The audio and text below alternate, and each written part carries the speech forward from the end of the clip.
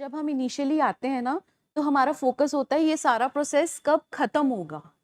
Because हम जब as a family hospital पहुंचते हैं, तो मेरा परसेप्शन ऐसा था कि एक स्पेसिफिक टेन्योर होगा, उतने में मुझे इलाज करवाना है और मुझे उसके बाद घर चले जाना है। उसके बाद मुझे कोई ज़रूरत नहीं है अस्पताल से जुड़ने की।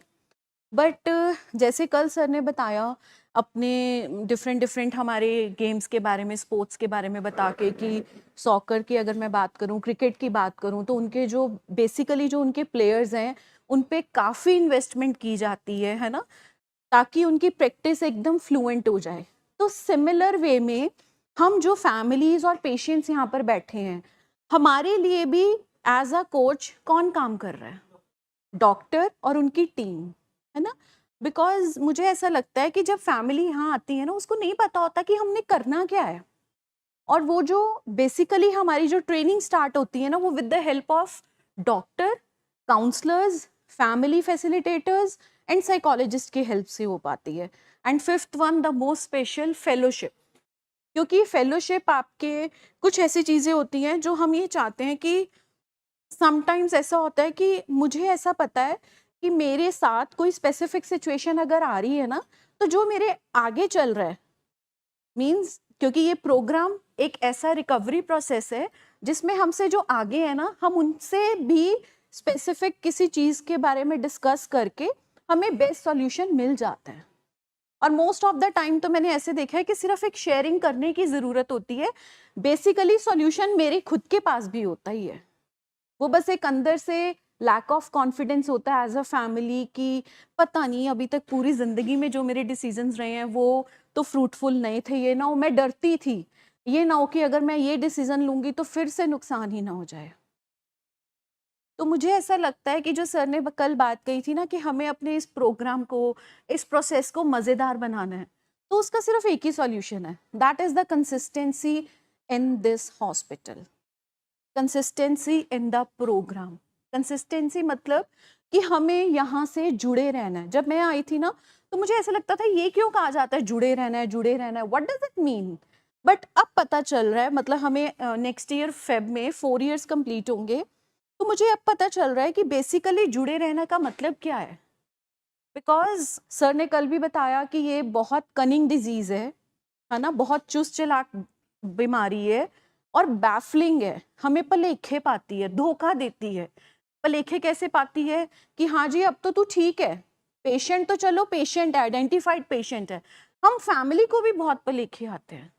जो मैंने अपनी 4 इयर्स की जर्नी में एक्सपीरियंस किया है कि मुझे भी ऐसे ही लगता था कि हाँ मेरा पेशेंट ठीक है, मुझे इतनी ज़रूरत नहीं है और मैं अपनी अब जो एक्सपेक्टेशंस है ना उनको थोड़ा सा अपलिफ्ट कर सकती हूँ। बट जब जब मुझे ये पलेखा पिया कि हाँ मेरा पेशेंट अब ठीक है, मुझे इतनी ज़रूरत नहीं है जाने की, और जब जब मैंने अपनी एक्सपेक्टेशंस बढ़ाई, तो तब तब हमारा नुकसान ही हुआ है। Because recovery is a process जो कि डुएबल है, इसमें इम्पॉसिबल जैसा कुछ भी नहीं है, ऐसा कुछ भी नहीं है। जितने भी हम सब लोग यहाँ बैठे हैं ना मीटिंग हॉल में, तो मुझे ऐसा लगता है कि ये बहुत ही सिंपल प्रोसेस है। बस हमारी बीमारी, हम फैमिलीज की बीमारी होती है जो इसको बहुत ज़्यादा कॉम्प्लिकेट करते हैं। और हमारी बेसिकली हमारे दिमाग, जो बीमार दिमाग होता है ना, सर बताते हैं कि वी आर द फैमिलीज जो 1000% इंटेलिजेंट होती हैं, जो यहाँ पर आके बैठते हैं। क्योंकि जो नॉर्मल वाले, जो 4 to 6 वाले इंटेलिजेंट है ना, उनको ब्रेन हॉस्पिटल की ज़रूरत नहीं पड़ती। इसलिए मुझे ऐसा लगता है कि हमें प्रोग्राम में कंसिस्टेंटली रहना है, क्योंकि हमारे जो करेक्टर डिफेक्ट्स हैं, कंपैरिजन करना, है ना, कंपटीशन में डलना, ठीक है, उसके बाद हमें कहीं ना कहीं रहता है कंट्रोल करना। ये सबसे बड़ा करेक्टर डिफेक्ट जो मैंने, जिससे मैंने बहुत पेन गो थ्रू करी है, कंट्रोलिंग से। If as a family we want to heal our pain, मुझे ऐसा लगता है अगर हमें चाहिए कि हम अपनी पेन को हील करें with the help of this programme, तो सबसे बड़ा जो हमारा करेक्टर डिफेक्ट है ना, वो है कंट्रोलिंग। हमें उस पर काम करना है। और कंट्रोलिंग ना कॉन्शियसली अनकॉन्शियसली आ ही जाती है, आपको पता भी नहीं चलेगा। आपको ऐसा लगेगा, मेरे साथ ऐसा था, मुझे ऐसा लगता था कि नहीं नहीं मैं केयर ही तो कर रही हूँ, मैं कंट्रोल थोड़ी कर रही हूँ। वो तो मेरी जो केयर थी ना, क्योंकि मैं भी बीमार, है ना, मेरा भी एक पेशेंट की, जो मैं हर मीटिंग में आप लोगों के साथ डिस्कस करती हूँ कि एक पेशेंट के साथ रह के, एक बीमारी के साथ रह के घर में 10 साल से मैं भी बीमार हो गई हूँ उस बीमारी के साथ रह के, मेरा पूरा घर बीमार है इस टाइम पे, है ना। तो वो बीमारी अब धीरे धीरे करके जब जा रही है, तब अपने करेक्टर डिफेक्ट्स के ऊपर अब चाहती बज पा रही है कि हाँ जी, यहाँ पे काम करने की जरूरत है। तो मुझे ऐसा लगता है कि कंट्रोलिंग जो एक है ना बिहेवियर हमारा एज अ फैमिली, हमें सबसे पहले उस पे काम करना। अब देखो, हमें वो भी 4 to 6 वाली, जैसे मैं अभी आपको बताया कि 4 to 6 केयर क्या होती है बेसिकली, जिसमें सबसे पहले मैं अपने आप की सेल्फ केयर करूं, सेल्फ लव करूं, अपने लिए टाइम निकालूं। बिकॉज अगर मेरे पास अपने लिए गुड फीलिंग्स है ना, तभी मैं वो अपने सामने वाले को परोस पाऊंगी। सर ने एक टैगलाइन बनाई थी जो जिसमें मैं from last 12 days I am working on it, I am very conscious about my actions nowadays, कि अब मुझे अपनी रसोई में वो ही पकाना है जो मैं अपने लंगर हॉल में सर्व करना चाहती हूँ। ये चीज, ये टैगलाइन बहुत, मतलब मुझे बहुत अच्छी लगी है कि इसमें बहुत बड़ा एक मीनिंग कैसे निकला, एक रियलाइजेशन मैंने कैसे रिलेट करी कि मेरे जो एक्शंस हैं या मेरी जो बातें हैं या मेरा किसी को लेके कोई परसेप्शन है, क्या वो मेरे पर्सनालिटी को सूट करता है।